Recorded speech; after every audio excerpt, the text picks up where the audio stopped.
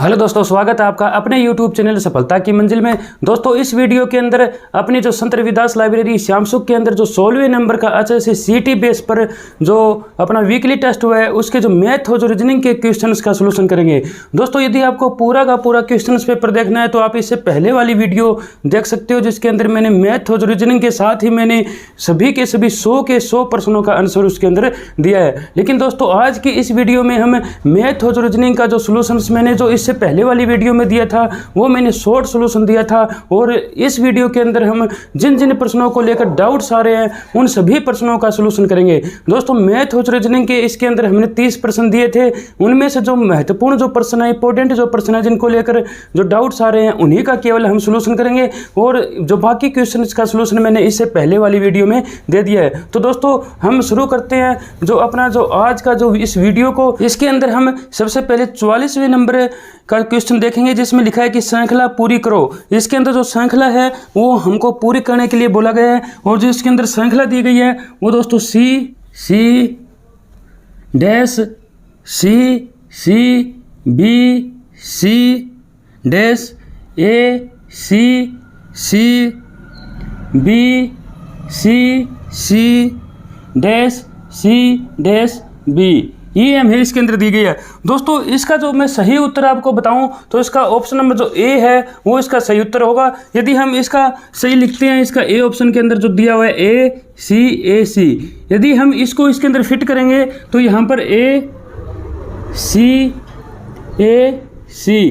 अब हम देखते हैं कि ये श्रृंखला कैसे पूर्ण होती है। तो दोस्तों, यदि हम इसको पढ़ के देखें तो इसके अंदर क्या आएगा, CC B, यानी इसके अंदर जो अपनी श्रृंखला बन रही है वो दोस्तों BCC, ये अपनी श्रृंखला बन रही है। देखो यहाँ पर BCC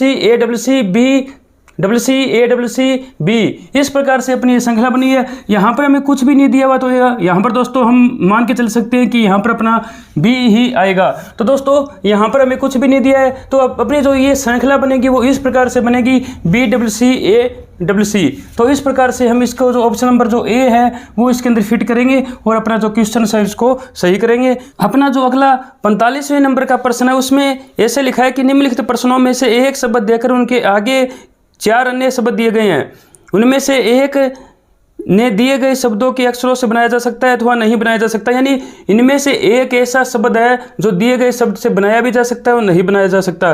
दोस्तों, इसके अंदर ब्यूटीफुल जो शब्द हमें दिया गया है, इसके अंदर देखें तो लेफ्ट जो इसमें दिया गया है LIFT, ये दोस्तों पूरी तरह से बन जाएगा। लेकिन जो क्वेश्चन के अंदर पूछा गया है जो बना भी सकते हैं और हम नहीं भी बना सकते हैं, तो जैसे बीट है ये भी दोस्तों इसके अंदर बन जाएगा BEAT, ये भी ब्यूटीफुल के अंदर है।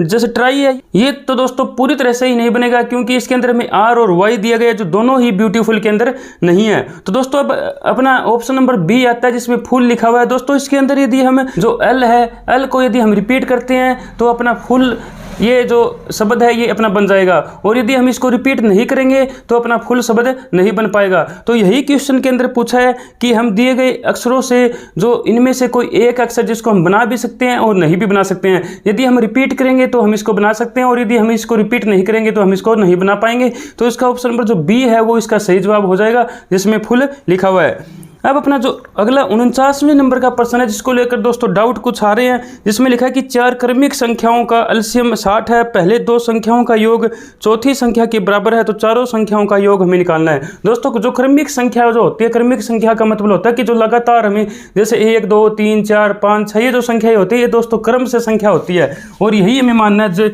जैसे कि 1 2 इस प्रकार से जो अपनी संख्या चलती है ये दोस्तों क्रमिक संख्याएं होती है। यदि यहाँ पर हम यदि x माने तो दोनों ये सभी में एक ऐड हुआ है, तो अब हम इसमें भी एक यदि x मानेंगे, दूसरी अपनी x + 1 हो जाएगी, ये अपनी x + 2 हो जाएगी, ये अपनी x + 3 हो जाएगी। इसी प्रकार से संख्या बनेगी, क्योंकि ये 1 है, इसमें 1 ऐड हुआ है, इसके मुकाबले इसमें 2 ऐड हुआ है, इसके मुकाबले इसमें 3 ऐड हुआ है, इसके मुकाबले इसमें 4 ऐड हुआ है। इस प्रकार से अपनी सभी के सभी क्रम की संख्या आएगी। इसमें लिखा है कि पहली 2 संख्याओं का योग, यानी इन 2 संख्याओं का योग इस जो चौथी संख्या के बराबर है, इस चौथी संख्या के बराबर है। यदि हम इसको बराबर करें तो अब हम x का मान आसानी से निकाल सकते हैं। x को ऐड करेंगे 2x हो जाएगा, प्लस में 1 बराबर में x प्लस में 3 दिया हुआ है, यदि हम x को इस साइड में लेकर आएंगे 2x माइनस में x बराबर में, यहाँ पे पहले से 3 मौजूद है, ये इस साइड में लेके जाएंगे तो -1, तो 2x में 1x हम लेस करेंगे तो x आएगा और यहाँ पर अपना 2 आ जाएगा। यानी जो x की वैल्यू आई है वो अपनी 2 आई है, और यहाँ पर हमने जो तीसरी संख्या मानेगी, जो हमने मानी थी वो x + 2 मानी थी, तो यहाँ पर जो पहली संख्या अपनी आ गई वो दोस्तों आ गई 2, और ये अपनी आ जाएगी 3, ये आ जाएगी 4 और ये आ जाएगी 5। यदि हम इनका एलसीएम लेंगे तो वो 60 आएगा, और जो क्वेश्चन के अंदर हमें योग पूछा है तो हम इनका योग करेंगे तो दोस्तों अपना 14 आ जाएगा। तो इसका जो ऑप्शन नंबर जो बी है वो इसका सही जवाब हो जाएगा, जिसमें 14 लिखा हुआ है। तो दोस्तों इस प्रकार से हम इस क्वेश्चन को आसानी से हल कर सकते हैं। और सबसे पहले हम इसको इस प्रकार से मानेंगे x + 1 x + 2 x + 3, और इस प्रकार से हम इन दोनों के जोड़ को इसके बराबर में हम रखेंगे तो x का जो वैल्यू आ जाएगी 2, और हम इसके अंदर पुटअप करेंगे तो अपनी संख्या आएगी 2 3 4 5, और इनका योग करेंगे तो अपनी 14 उत्तर आ जाएगा। अपना जो अगला प्रश्न है जिसको लेकर कुछ डाउट्स आ रहे हैं वो है दोस्तों क्वेश्चन नंबर 54। उसमें लिखा है कि रमन को कोई वस्तु निश्चित मूल्य पर बेचकर 20% का लाभ होता है। यदि वह वस्तु को ₹8 और अधिक में बेचती तो उसको 30% का लाभ होता है। ऐसा ही 16 वस्तुओं का हमें क्रय मूल्य ज्ञात करना है। दोस्तों इसके अंदर बोला है कि पहले वो 20% लाभ पर उस वस्तु को बेचती है। यदि वह ₹8 और यदि वह फालतू लाभ पर बेचे तो उसका लाभ प्रतिशत 30% हो जाता है। यानी उसका जो लाभ प्रतिशत है वो दोस्तों 10% बढ़ जाता है। वो लाभ प्रतिशत 10% इसका बढ़ जाता है। यानी ₹8 मिलाने पर उसका 10% लाभ इसका बढ़ रहा है। यदि हम इसकी फुल वैल्यू ज्ञात करेंगे तो 100 से इसको गुणा कर देंगे तो ₹80 इसका क्रय मूल्य आ जाएगा। ये ₹80 क्रय मूल्य कैसे आया है? क्योंकि जो हम यहाँ पर लाभ ज्ञात कर रहे हैं वो हमेशा हम जब तक क्वेश्चन में साफ तौर पर ना दिया जाए वो हम क्रय मूल्य पर ही ज्ञात करते हैं। तो क्रय मूल्य पर ही हम ज्ञात करते हैं। तो क्रय मूल्य अपना 8 बड़ा है, तो 8 जो है ये अपना 10% है, इसका 100% निकालेंगे तो ₹80 अपना आ जाएगा। तो ₹80 अपना क्रय मूल्य आया है। अब इसने पूछा है कि एक वस्तु का ₹80 है, तो 16 वस्तु का इसने पूछा है, तो 16 से हम इसको गुणा कर देंगे तो इसको ₹1280 इसका उत्तर आ जाएगा। इस प्रकार से हम इसको करेंगे, क्योंकि यहाँ पे 20% से 30% जो लाभ यदि बढ़ा है ₹8, यदि हम और ज़्यादा कमाएं तो इसमें 10% की वैल्यू ₹8 आ गई, और ये 8 जो बढ़ा है अपना क्रय मूल्य पर ही बढ़ा है, क्योंकि लाभ की कैलकुलेशन हम हमेशा जब तक हमको साफ तौर पर ना बोला जाए हम हमेशा क्रय मूल्य पर ही करते हैं। तो दोस्तों यहाँ पर 8 अपना 10% हुआ, इसका 100% निकालेंगे ₹80 आएगा। ये ₹80 एक वस्तु का क्रय मूल्य 16 वस्तु का निकालेंगे तो ₹1280 इस प्रकार से हम ज्ञात कर देंगे। तो इस प्रकार दोस्तों अपना 54वें नंबर का जो क्वेश्चन है उसका ऑप्शन नंबर जो बी है वो इसका सही जवाब आ जाएगा, जिसमें ₹1280 लिखा हुआ है। अगला जो प्रश्न है वो दोस्तों 58वें नंबर का प्रश्न आता है। एक व्यापारी 8400 बकरी की दर से 2 बकरी बेचता है, यानी दोनों बकरियों का अलग अलग रुपये जो है वो 8400 में उसको बेच रहा है। एक बकरी को 20% लाभ पर बेचता है, लेकिन दूसरे सौदे पर उसे ना तो लाभ होता है, लेकिन जो पूरा सौदा होता है, जो 2 बकरियों को बेचने पर जो सौदा हो रहा है उसमें ना तो उसको लाभ होता है ना ही हानि होती है। तो दूसरी बकरी को कितने प्रतिशत हानि पर बेचा गया। तो दोस्तों एक बात यहाँ पर बिल्कुल स्पष्ट है कि एक बकरी को वो लाभ पर बेच रहा है, 20% लाभ पर बेच रहा है, और दूसरी बकरी को जब वो बेचता है तो इस पूरे सौदे पर उसको न ही तो लाभ होता है और न ही हानि होती है। तो दोस्तों यहाँ पर ये बात स्पष्ट है कि दूसरी बकरी जो है उसने उसको हानि पर बेचा होगा। तो वो कितनी हानि पर उसने बेचा है वो हमें उसकी परसेंटेज हमें निकालनी है। तो दोस्तों इसमें एक बकरी वो 8400 में बेची है, इसे 8400 में बेची है, और ये कहता है कि 20% लाभ पर इसको बेचा है। यानी ये मान लीजिए हमारा जो क्रय मूल्य ₹100 है, 20% लाभ मतलब ₹20 लाभ, तो इसकी सेलिंग प्राइस ₹120 आ गई। इसकी सेलिंग प्राइस ₹120 आ गई। ये भी हमें सेलिंग प्राइस दी हुई है, यानी इसकी जो वैल्यू है वो 120 के बराबर है। हमें इसका क्रय मूल्य ज्ञात करना है, जो अपना यहाँ पर था इसका क्रय मूल्य ज्ञात करना है, तो हम इसको इससे 100 से गुणा कर देंगे तो अपना क्रय मूल्य इसका आ जाएगा ₹7000, क्योंकि ये 7 पे कटेगा। 0 से 0 70 की 100 की गुणा करेंगे ₹7000 अपना इसका क्रय मूल्य आ जाएगा। तो दोस्तों यहाँ पर इसको लाभ हुआ है इसको ₹1400, क्योंकि ₹7000 उसका क्रय मूल्य है, ₹8400 में इसको बेची है, तो ₹1400 इसको लाभ हुआ है। तो दोस्तों इस पूरे सौदे में उसको न तो लाभ हुआ है और न ही हानि हुई है। तो दोस्तों ऐसा करने के लिए हम ऐसे देखेंगे कि उस दूसरी बकरी है उस पर उसको ₹1400 का लॉस होना चाहिए, क्योंकि इस पर इसको ₹1400 का लाभ हो रहा है, दूसरी बकरी पर उसको ₹1400 की हानि होगी। तो दोस्तों इस पूरे सौदे पर उसको न तो लाभ होगा और न ही हानि होगी। तो दूसरी जो बकरी है उसको भी उसने ₹8400 में बेचा है, उसको भी उसने ₹8400 में बेचा है। यानी हानि हमें तब होगी जब उसको जो सेलिंग प्राइस होगी, जिस मूल्य पर हमने उसको बेचा है, वो हमने जब उसको खरीदा था उससे ज़्यादा में हमने, उससे कम में हमने बेचा है। यानी कोई चीज़ जब हम खरीदते हैं और उससे कम में हम यदि बेच देते हैं तो हमें हानि होती है। तो उसको उसने 1400 रुपये की यहाँ पर हानि हुई है, यानी उसको उसने 9800 रुपये में खरीदा था, 9800 रुपये में उसको खरीदा होगा और उसने 8400 रुपये में उसको बेचा है। तो दोस्तों इस प्रकार से उसको 1400 रुपये की उस पर हानि हो जाएगी। यदि हम इसकी परसेंटेज निकालेंगे तो 1400 रुपये की इस पर हानि है, 9800 रुपये पर है। लाभ हानि हमेशा हम क्रय मूल्य पर ही ज्ञात करते हैं जब तक प्रश्न में कुछ भी स्पष्ट तौर पर ना दिया जाए। तो हम यदि इसकी निकालेंगे 2 0 से 2 0 कट जाएगा, 14 7 98, तो 100/7 आ जाएगा, 100/7% आ जाएगा। जो ऑप्शन नंबर इसके अंदर सी दिया गया है वो इसका सही उत्तर हो जाएगा, जिसमें 100/7 लिखा हुआ है। दोस्तों इसको हम इस प्रकार से किया है कि एक जो वस्तु है, एक जो बकरी है उसको इसने 8400 रुपये में बेचा है और 20% लाभ है, तो उसका हमने क्रय मूल्य ज्ञात कराया 7,000 रुपये, 1400 रुपये का लाभ हुआ है। दूसरी बकरी को जब यह 1400 रुपये हानि पे बेचेगा तो इस पूरे सौदे पर उसको ना तो लाभ होगा और ना ही हानि होगा। तो दूसरी जो बकरी है उसको उसने 9800 रुपये में खरीदा होगा, तो 9800 रुपये में उस पर 1400 रुपये का उसको हानि हम यहाँ पर लिखेंगे, तो इसको 100/7% इसकी हानि आ जाएगी, जो ऑप्शन नंबर सी में लिखा हुआ है। तो ऑप्शन नंबर जो सी है वो इसका सही जवाब हो जाएगा। अगला जो अपना रीजनिंग का जो क्वेश्चन है दोस्तों 60वें नंबर का है। एक व्यक्ति उत्तर की ओर घूमता है, थोड़ी देर बाद वह अपने दाहिनी ओर थोड़ा आगे जाकर अपने बाएं घूम जाता है। अंत में 1 किलोमीटर का फासला पार कर वह पुनः अपने बाएं घूमता है। वह किस दिशा में जा रहा है ये हमें बताना है।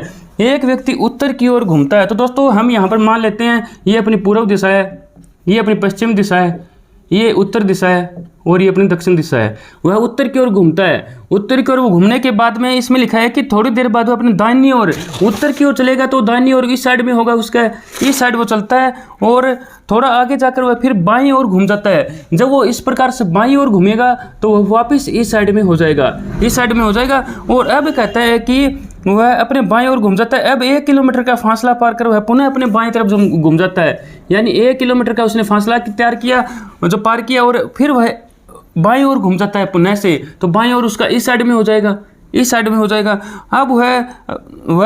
अब वह किस दिशा में चल रहा है, तो दोस्तों वह पश्चिम दिशा में चल रहा है, यानी ये पश्चिम दिशा है, तो ये पश्चिम दिशा में चल रहा है, तो इसका सही उत्तर है वो दोस्तों पश्चिम आ जाएगा। तो इस प्रकार से हम इसको कर देंगे, तो ऑप्शन नंबर जो डी है वो इसका सही जवाब हो जाएगा, जिसमें पश्चिम लिखा गया है। अब अपना जो दोस्तों किन्हीं दो संख्याओं के योग का वर्ग उनके गुणनफल के 4 गुना के बराबर है, तो संख्याओं का अनुपात में ज्ञात करना है। दोस्तों इसमें ऐसे क्वेश्चन को हम यदि ऑप्शन को लेकर करें तो इसको हम आसानी से कर सकते हैं। जैसे इसमें 2 और 1 दिया गया है, 2 और 1 अनुपात में कोई संख्या लें, जैसे कि 1 10 ले लें, 1 यदि हम 5 ले लें। ये कहता है कि इन दोनों संख्याओं के योग का वर्ग, इन दोनों संख्याओं के योग का वर्ग इन दोनों संख्याओं के गुणनफल का 4 गुना है, यानी ये जो है ये इसका 4 गुना आना चाहिए। तो इसका 15 के 2 के करेंगे ये 225 आ जाएगा और यहाँ पर 50 आएगा, तो ये दोस्तों 4 गुना है ही नहीं। हमें अब इस प्रकार से यदि हम इन ऑप्शंस को लेकर चलेंगे तो अपना जो ऑप्शन नंबर जो सी है वो इसका सही जवाब हो जाएगा, जिसमें 1:1 लिखा हुआ है। यदि हम 1:1 में ये दो संख्याएं मान के चलें तो इसको यदि हम 5 माने, इसको यदि हम 5 माने, इनका दोनों का योग का वर्ग इन दोनों के गुणनफल का 4 गुना है। यदि हम इनका योग करें तो 5 5 10 की स्क्वायर होगा और यहाँ पर इस साइड में कितना 25 है और यहाँ पर 10 के स्क्वायर करेंगे तो 100 बराबर में 25 है। तो दोस्तों यहाँ पर इसका 4 गुना आ रहा है और क्वेश्चन के अंदर 4 गुना ही इसके अंदर लिखा है, तो ऑप्शन नंबर जो अपना सी है वो इसका सही जवाब हो जाएगा, जिसमें 1:1 लिखा हुआ है। क्योंकि ये कहता है कि दो संख्याओं के योग का वर्ग जो अपना 100 है और उन दोनों संख्याओं का गुणनफल का 4 गुना है। तो दोस्तों इनका जो योग का वर्ग है ये 4 गुना है और इसमें दोस्तों देखो 4 गुना ही हो रहा है, तो इस प्रकार से अपना जो सी ऑप्शन है वो इसका सही जवाब हो जाएगा। अगला जो प्रश्न 62वें नंबर का है, एक दूध वाले के पास 15 लीटर का ड्रम है जिसमें 9 लीटर दूध है। उसने ड्रम को पानी से भर दिया है और अब मिश्रण को आधा लीटर निकाल लिया है। निकाले गए मिश्रण में दूध की मात्रा मिलीलीटर में हमें ज्ञात करनी है। दोस्तों एक जो ड्रम है उसमें दोस्तों 15 लीटर की उसकी कैपेसिटी है, उसकी 15 लीटर की कैपेसिटी है, 9 लीटर उसमें दूध है और ये कहता है कि उसको पानी से भर दिया है, यानी 6 लीटर उसने इसके अंदर पानी डाल दिया है। तो इनका यदि हम रेशो देखें तो 3:2 का रेशो दूध और पानी का आ गया है। अब ये कहता है कि आधा मिलीलीटर यानी 500 जो मिलीलीटर है यानी आधा लीटर ये निकालता है, तो 500 जो मिलीलीटर ये निकाल रहा है, 500 जो मिलीलीटर निकाल रहा है, तो दोस्तों 500 मिलीलीटर में जो दूध और पानी का जो अनुपात होगा वो दोस्तों 3:2 ही होगा। यदि हम इसको करते हैं 3:2 में, तो ये दोस्तों 300 आ जाएगा, ये अपना 200 आ जाएगा। इसमें दूध की मात्रा पूछी है तो वो अपनी 300 मिलीलीटर आ जाएगी। यदि वो पानी की मात्रा पूछता तो इसका उत्तर 200 आता। अब इसने दूध की मात्रा पूछी है तो वो अपना 300 मिलीलीटर इसका उत्तर आ जाएगा। तो इस प्रकार से हम इस क्वेश्चन को कर देंगे और अपना ऑप्शन नंबर जो सी है वो इसका सही जवाब आ जाएगा। अब दोस्तों अपना अगला प्रश्न जो दिया हुआ इसमें 63 नंबर का जो क्वेश्चन है उसको हम करते हैं। उसके अंदर दोस्तों ये जो दिशाओं से संबंधित प्रश्न है और इसमें जो दिशाएं जो है उसको चेंज की गई है और चेंज करने के बाद में हमें ये दिशाओं से संबंधित जो प्रश्न है उसको सोल्व करना है। और इस क्वेश्चन में दोस्तों क्या लिखा है कि यदि साउथ ईस्ट हो जाता है नॉर्थ ईस्ट हो जाता है वेस्ट, तो इस प्रकार वेस्ट क्या हो जाएगा। यानी हम इसी प्रकार पहले जो दिशाएं मानी थी वैसे ही हम दिशाएं मान के चलते हैं। इस साइड में अपनी पूर्व दिशा है, इस साइड में अपनी पश्चिम दिशा है, इस साइड में उत्तर दिशा है और यहाँ पर अपनी दक्षिण दिशा आ जाएगी। ये कहता है कि साउथ ईस्ट यानी पूर्व और जो दक्षिण है इसको ये नॉर्थ मान रहा है, नॉर्थ यानी उत्तर मान रहा है, उत्तर मान रहा है, यानी इसको ये मान रहा है। और अब कहता है कि नॉर्थ ईस्ट को वेस्ट मान रहा है, नॉर्थ और ईस्ट यानी उत्तर पूर्व को ये दोस्तों वेस्ट मान रहा है, यानी पश्चिम मान रहा है, यानी इसको मान रहा है कि ये पश्चिम है, यानी ठीक अगला मान रहा है। इसको इसने ये माना, इसको इसने ये माना और अब इसको ये क्या मानेगा, इसको दोस्तों दक्षिण मानेगा और इसको दोस्तों इससे आगे का यानी पूर्व मानेगा, यानी ठीक अगला उनको मान रहा है। इसको इसने ये माना, इसको ये माना और इसको ये मानेगा और फिर जब इसको ये मानेगा। इस प्रकार से हमने इसको लिख दिया। अब वेस्ट पूछा है कि वेस्ट क्या हो जाएगा, यानी पश्चिम जो है ये क्या हो जाएगा, ये पश्चिम क्या हो जाएगा। तो दोस्तों पश्चिम क्या हो जाएगा, इससे अगला ही हमें देखना है। इससे अगला क्या आता है, इसको हमने क्या माना है, इसको हमने जो पूर्व दक्षिण माना है, यानी इसको हमने दक्षिण पूर्व माना है, तो अपना जो पश्चिम है वो दोस्तों अपना दक्षिण पूर्व हो जाएगा, वो इसका उत्तर यानी ऑप्शन नंबर जो ए है वो इसका सही जवाब हो जाएगा। क्योंकि ए ठीक एक अगला मान रहा है, इसको इसने ये माना, इसको इसने ये माना, इसको इसने ये माना और जो इसको है वो इसने ये माना, यानी ठीक आगे अगला मान रहा है। अब ये इसके बारे में पूछ रहा है, इसके बारे में ठीक इससे अगला हम मानेंगे तो इससे अगला क्या आता है, दक्षिण पूर्व आता है, तो हमने ये लिख दिया दक्षिण पूर्व इसका उत्तर आ जाएगा। अगला जो प्रश्न है 64वें नंबर का जो प्रश्न है, ए कार्य को 35 दिन में पूरा कर सकता है, बी इस कार्य को 15 दिनों में पूरा कर सकता है। उन्होंने 7 दिन मिलकर काम किया, फिर बी ने कार्य छोड़ दिया। ए अकेले शेष कार्य को 60% भाग को कितने पूर्व में कर सकता है, यानी कितने दिनों में पूरा कर सकता है। दोस्तों उसको पूरा का पूरा जो शेष बचा हुआ कार्य वो पूरा का पूरा नहीं करना, उसका 60% ही करना है। तो हम उसका 60% निकालेंगे और देखेंगे कि ए उस कार्य को कितने दिनों में उस कार्य को पूरा कर सकता है, उस 60% भाग को। पहले हम इन दोनों का ए और बी का 1 दिन का कार्य निकालते हैं। इसका 1 दिन का कार्य होगा 1/35, क्योंकि 35 दिनों में पूरा करता है। 2 दिन में 2/35, 3 दिन में 35 यानी 3/35, 35 दिनों में 35/35 यानी कटेगा तो 1 आ जाएगा, जो कि इसका कार्य पूरा हो जाता है। अब इसका 1/15 आएगा 1 दिन का काम।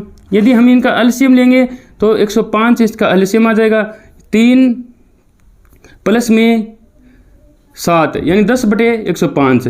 ये इन दोनों का मिलकर 1 दिन का काम पूरा आ गया, यानी 105 में से 10 काम वो 1 दिन में पूरा कर देते हैं। 7 दिन उन्होंने मिलकर काम किया है, तो 7 दिन उन्होंने 7 यानी 1 दिन का काम ही है, 7 का निकालेंगे तो 7 से गुना कर देंगे, 70/105 काम उन्होंने पूरा कर दिया है। तो शेष कितना बचा, यानी 105 में से 70 कर दिया है तो 35 बच गया, बाकी 35/105 भाग ये अपना बच गया है। ये 35/105 भाग का उसको 60% भाग उसको पूरा करना है, उसको 60% पूरा करना है कि इसको पूरा करना है, क्योंकि क्वेश्चन में लिखा है कि ए को शेष बचे हुए भाग का 60% ही पूरा करना है। तो हम इसको 60% हम इसका निकाल लेंगे।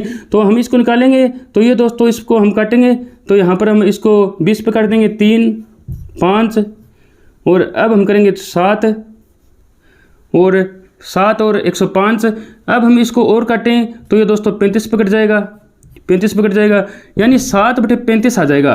7/35 भाग इसका बचा हुआ है, जो 60% है, जो ए को करना है। और दोस्तों ए का हमको पता है कि वो एक दिन में 1/35 भाग करता है, एक दिन में वो 1/35 भाग करता है, और उसको करना कितना है 7/35। तो दोस्तों सिंपल सी बात है, एक दिन में वो करता है 1/35, उसको करना कितना है 7/35, तो इसमें उसको 7 दिन उसको लग जाएंगे। 7 दिन कैसे लगेंगे, एक दिन में 1/35, 2 दिन में 2/35, 3 दिन में 3/35, 7 दिन में 7/35, तो ये काम कंप्लीट हो जाएगा। इस प्रकार इसको 7 दिन लगेंगे। यदि हम इसको और अच्छे से इस प्रकार से करना चाहिए, इसको इतना काम करना है और एक दिन का काम इसका कितना है 1/35। यदि हम इसको हल करेंगे तो ये नीचे वाली रकम है ये उल्ट जाएगी, यानी 35/1 आ जाएगी। 35 से 35 कटेगा तो 7 दिन ये आ जाएंगे। इस प्रकार से हम इसको कर सकते हैं। तो इसका सही उत्तर जो होगा वो ए ऑप्शन हो जाएगा, जिसमें 7 लिखा हुआ है। तो ए उस बचे हुए शेष काम का 60% जो उसको करना है वो दोस्तों 7 दिनों में उसको पूरा कर देगा। अगला जो अपना प्रश्न है, एक व्यक्ति 8 किलोमीटर प्रति घंटे की चाल से चलता है, वह प्रत्येक किलोमीटर के बाद 4 मिनट आराम करता है, उसे 6 किलोमीटर की दूरी तय करने में कितना समय लगेगा। दोस्तों 1 घंटे में वो निकालता है 8 किलोमीटर और हमें निकालता है 6 किलोमीटर। तो इसमें 1 घंटे में 60 मिनट होती है, तो वो दोस्तों ये देखेंगे कि वो 6 किलोमीटर कितने मिनट में वो निकाल देगा। यदि हम काटेंगे 3, ये 4 पर इसको काटेंगे तो 15, यानी 45 मिनट उसको लगेंगे। 45 मिनट उसको लगेंगे इस 6 किलोमीटर को निकालने में। यानी 1 घंटे में 8 किलोमीटर निकालता है, 6 किलोमीटर में उसको निकालने में, क्योंकि 1 घंटे में 8 निकालता है यानी 60 मिनट में 8 किलोमीटर निकालता है, तो 6 किलोमीटर निकालने में कम समय लगेगा या ज़्यादा समय लगेगा। हमको पता है कि कम समय लगेगा, तो 45 मिनट उसको लगेगा। तो अब वो कहता है कि 1 किलोमीटर के बाद में वह 4 मिनट आराम करता है, उसको निकालना कितना है 6 किलोमीटर, और हर किलोमीटर के बाद में वो 4 मिनट आराम करता है, 4 मिनट आराम करता है। तो दोस्तों जब वो ये पूरे के पूरे 6 किलोमीटर निकाल देगा, तो बाद में तो दोस्तों उसको आराम की कोई वैल्यू नहीं है, क्योंकि उसने 6 किलोमीटर का 6 किलोमीटर निकाल दिया है। यानी पहला किलोमीटर निकाला तो उसने 4 मिनट आराम किया, दूसरा किलोमीटर निकाला 4 मिनट किया, तीसरा निकालेगा तो 4 करेगा। इस प्रकार से दोस्तों, इस प्रकार से 4 तो ये 5वां निकालेगा तो 4 मिनट का, छठे नंबर का निकालेगा तो वो दोस्तों 4 मिनट का आराम करने की ज़रूरत नहीं है, क्योंकि उसने पूरे के पूरे किलोमीटर उसने निकाल दिए हैं। और हमें यही पता करना है कि 6 किलोमीटर उसने कितने समय में वो निकालेगा। दोस्तों 6 किलोमीटर निकालने के लिए वो 6 मिनट के बाद में जो आराम करेगा उसको हमें काउंट करने की ज़रूरत नहीं है, क्योंकि उस समय तक वह 6 किलोमीटर निकाल चुका होगा। तो दोस्तों इस प्रकार से हम यहाँ पर कुछ भी नहीं लिखेंगे। तो इस प्रकार से वो दोस्तों 5 बार आराम करेगा और 20 मिनट आराम करेगा, 20 मिनट। यदि हम इन टोटल को जोड़ेंगे तो 65 मिनट अपना उत्तर आ जाएगा कि जो ये 6 किलोमीटर है वो दोस्तों 65 मिनट में निकाल देगा। तो इसका ऑप्शन नंबर जो डी है वो इसका सही उत्तर हो जाएगा, जिसमें 65 मिनट लिखा हुआ है। अपना जो दोस्तों 66वें नंबर का जो प्रश्न है उसमें लिखा है कि एक महिला है, वो किसी बच्चे के साथ कहीं पर जा रही है, रास्ते में एक आदमी उसको मिलता है और उसको उस बच्चे के बारे में पूछता है कि ये तुम्हारा कौन है। तो उत्तर में महिला ने क्या कहा है कि मेरे मामा तथा इसके मामा के मामा परस्पर भाई है। उस महिला का उस बच्चे से क्या संबंध है, ये इसने पूछा है। तो दोस्तों एक महिला है, ये कोई महिला है और ये कोई बच्चा है, तो ये दोनों साथ में जा रहे हैं कहीं पर, और एक ये कहती है कि मेरे मामा, ये इसका जो मामा है, इसका जो मामा है वो इसके मामे का, इसका जो मामा है उसके मामे का जो मामा है, ये दोनों भाई है, ये दोनों भाई है। यही इसने पूछा है। तो दोस्तों इसका यदि हम ऑप्शन को लेकर करें, तो यदि हम इस प्रकार से भी देखें तो उनका जो रिलेशन आएगा वो दोस्तों माँ और पुत्र का आएगा। ये इसकी माँ बन आएगी और ये इसका पुत्र आएगा। ये दोस्तों कैसे आएगा कि देखो ये इसकी माँ है और ये पुत्र है। पुत्र का जो मामा होगा वो इसका भाई होगा, इसकी माँ का भाई होगा, ये इसकी माँ का भाई है।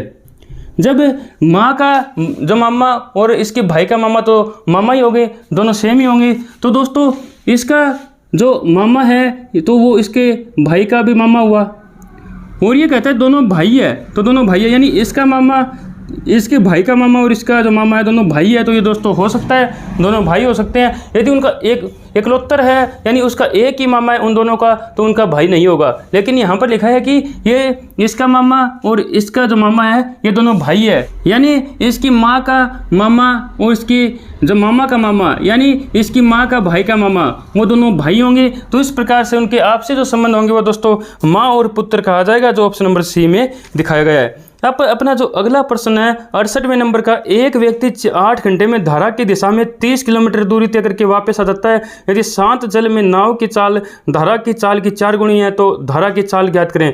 दोस्तों ऐसे क्वेश्चंस को भी यदि हम ऑप्शंस को लेकर करें, दोस्तों मैथ एक ऐसा सब्जेक्ट है जिसके हम कोई भी निश्चित फार्मूले नहीं बना सकते। हम जितनी प्रैक्टिस करते हैं उतने ही फार्मूले हमारे सामने निकल कर आते हैं, और हर व्यक्ति के अपने अपने अलग अलग फार्मूले होते हैं। तो उसी प्रकार दोस्तों हम जो क्वेश्चंस है उनको यदि हम अच्छे से समझें, उसका जो प्रॉब्लम समझ दी गई है उसको यदि हम अच्छे से समझें, तो उसका सोल्यूशन का जो रास्ता है वो भी हम अपने तरीके से आसानी से निकाल सकते हैं। तो दोस्तों हर व्यक्ति के जो मैथ के जो क्वेश्चंस करने का फार्मूले जो होते हैं उसका जो रास्ता होता है वो अलग अलग होता है। तो यदि हम ऐसे क्वेश्चंस का जो सोल्यूशन है वो यदि ऑप्शन के हिसाब से करेंगे तो हम इसको आसानी से कर सकते हैं। यानी जो 8 घंटे में, ये कहता है कि 8 घंटे में जो 30 किलोमीटर है वो जाकर वापस आ जाता है, यानी वो 60 किलोमीटर निकालता है, 60 किलोमीटर निकालता है। और ये कहता है कि यदि शांत जल में नाव की चाल धारा की चाल की 4 गुणी हमें धारा की चाल ज्ञात करनी है। दोस्तों इसका सही उत्तर होगा वो तो दोस्तों ऑप्शन नंबर बी आएगा। यदि हम ऑप्शन नंबर बी को लेकर चलें,